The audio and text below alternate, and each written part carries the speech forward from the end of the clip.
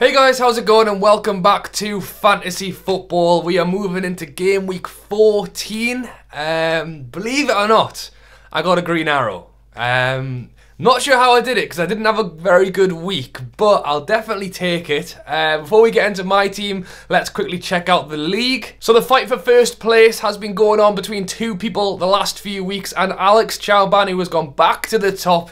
81 points last week, which means please watch my YouTube video, has dropped down to second. Looks like he's got another one in third place as well. So yeah, if you want to watch his videos, feel free to check them out. Free advertisement for him there. But he's obviously very good at fantasy football, I must say. In fourth place, we've got Humanity FC, Suman Gotam. Hopefully I've said that right. He got 97 points last week, so big up to him and everyone you can see there because they are doing very, very well. Let's take a look at our leaders team. Like I said, 81 points. He actually took a -4 for 2 transfers, which obviously worked out in his favour this week. Edison and net got 6. 5 at the back, Laporte 6, Robertson 7, Alexander-Arnold 14.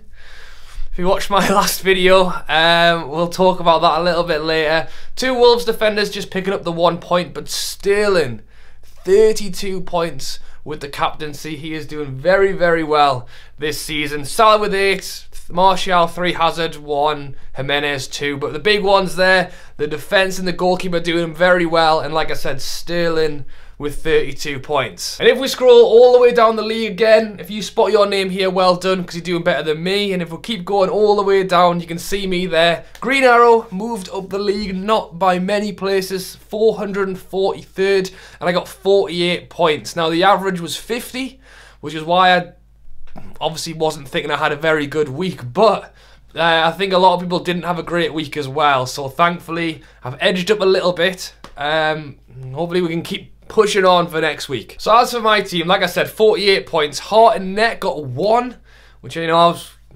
secretly happy with a little bit because Newcastle won that game last night. Robertson got 7. If you watched the last video, I put up a poll. I wanted to see what you guys thought of it. Robertson or Alexander-Arnold. You guys all voted Robertson. I was thinking that way as well.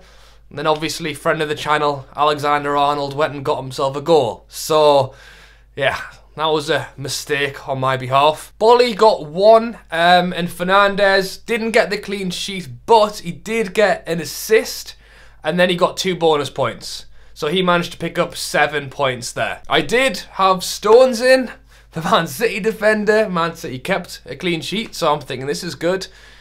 Stones didn't play. So again, just annoying, because that would have been more points on the board, but because of that, Pereira came in for Watford, who got 2 points. Wan-Bissaka casually sitting on the bench there with 6 as well. So I did not think... well, big up Crystal Palace, 0-0 away to Man U. I thought Man U was going to get at least 1 goal. That's why he's sitting in last place on the bench. But, again, it's another mistake. Stones didn't play. Wan-Bissaka sat on the bench. I picked Robertson over Alexander-Arnold, which is why I was saying I wasn't very happy with my week. It was great to see that green arrow, but it could have been much better. Carrying on, Salah got 8. He's very, very consistent right now. He's getting pretty much a goal a game, so I'll take that. Hazard got 1 point after their loss against Spurs, and it has come out that he is potentially injured. So like I say, in most of my videos, there is Champions League on tonight, there's Champions League on tomorrow, Europa stuff on Thursday, so always make sure to check what happens in these games through the midweek before you make your changes. I have done that once before, and players' value will change over this week while you're deciding what to do. But in the case of someone like Hazard, want to keep an eye out whether he plays this week.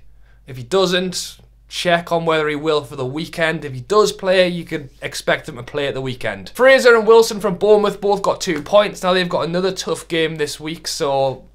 but Bournemouth have been doing well. Aguero got 4. Again, I put him as captain. That was another mistake because he was... could have had Salah. Yeah, should have gone Salah, basically. And then Mitro got 13. So here's me last week saying that Mitro's not getting the goals like he was at the start of the season. Well, he's paid me back this week with 13 points. Obviously, Ranieri has had a quiet word with him, and he's managed to sort it out. So, like I said, I've moved up in the league. I'm happy, but I've made some glaring errors that have made me get less points than I could have. As for team changes, I've got Hart in there at the minute. I also have Foster down on the bench, who is playing Leicester. So it's a bit of a flip of the coin at the minute for that one. Hart conceded 2 goals this weekend. Foster conceded 3.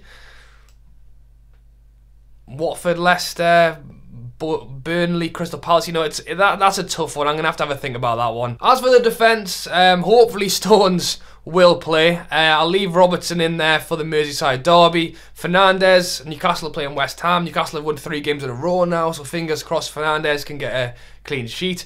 And Wolves have got Cardiff away. So I think that's actually 4 decent fixtures for my back 4. I've got Wan-Bissaka down on the bench, like I mentioned, who I do want to get involved. But the question is, who do I take out? If it was going to be between, unless I went 5 at the back, if it was between those 4, I think I'd probably go Bolly. But again, we'll move on and talk about it a bit more. Salah, Merseyside derby.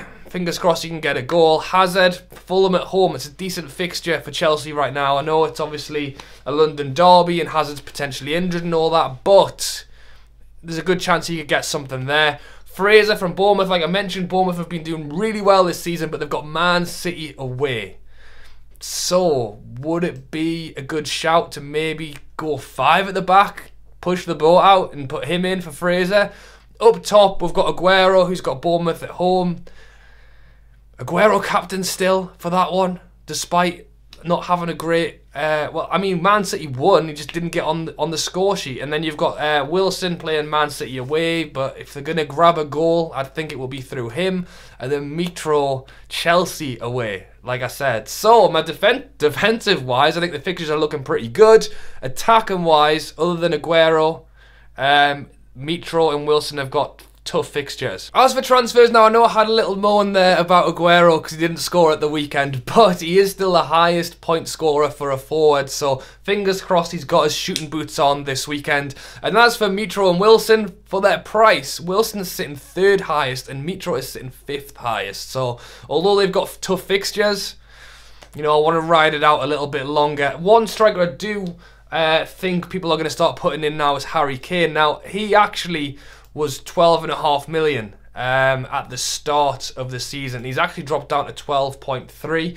And, you know, he has started slow, as you can see, but the last couple of weeks he's been bringing in the points. But for how expensive he is, I think it's worth sticking with Aguero for now. As I mentioned, my goalkeepers at the minute are a bit of a flip of the coin. I'm happy with the fixtures my defenders have for this weekend. So really, if I was going to make a sub, it would be across the midfield. I've got Salah, who's doing fine. Hazard potentially injured, but still behind Sterling, Hazard and Salah are at the top. I've got Fraser sitting there in 5th place on the leaderboard, Pereira sitting a bit lower, and I've got Westwood, who doesn't really play, but he's just a cheap midfielder. So if I was going to make a sub this weekend, I know Sterling's the one right now. If I could have Salah, Hazard and Sterling, that would just solve everyone's problems, but that isn't going to happen with the budget. So if I was going to make a transfer, it would be to see, is Hazard going to play this weekend? If I know he's not, I think I will go for it and stick in Sterling. He is slightly more expensive, but I can just afford it with the extra 0.3 million I've got in the bank. If Hazard is going to play, I think I will potentially just let it ride this week. And then I've got 2 transfers coming into next week, and we can potentially make some better changes. So I know I do want Sterling in right now. They're playing Bournemouth at home. There's another chance he's going to get loads of points this weekend, but I don't just want to dive in there too quickly. I mean, not doing that could mean that Sterling does get more points. He goes up in value again, and he's even more expensive next week. But Hazard is still the man at Chelsea. He takes all the pens, and he's 12 points behind Sterling. It's not like Sterling's done loads and loads more.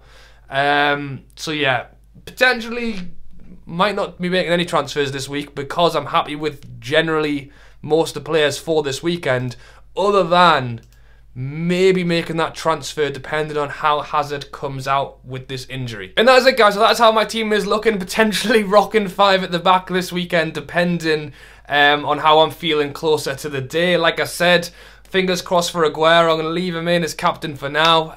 Hopefully he's got his shooting boots on this weekend. And if you don't have Sterling, I think it's a big shout to get him in because they have a good fixture this weekend. They play Watford the following weekend, and then they actually clash heads with Chelsea the following week, which is again why I'm kind of hesitant with the Hazard Sterling change just yet, because Hazard is the focal man. He's the focal point at Chelsea, and he takes all the pens, etc., free kicks. That's why I don't want to do it just yet, but it's definitely on my radar. Alright guys, so let me know down below how you are doing the league. Any thoughts on my team, any changes you think I should make. I'm always happy to take the advice. But yeah, hopefully you've enjoyed the video. Thank you for watching as always. Drop a like, and I do these fantasy football videos every week, so subscribe if you want to see more. Alright, thank you for watching, and I'll catch you later.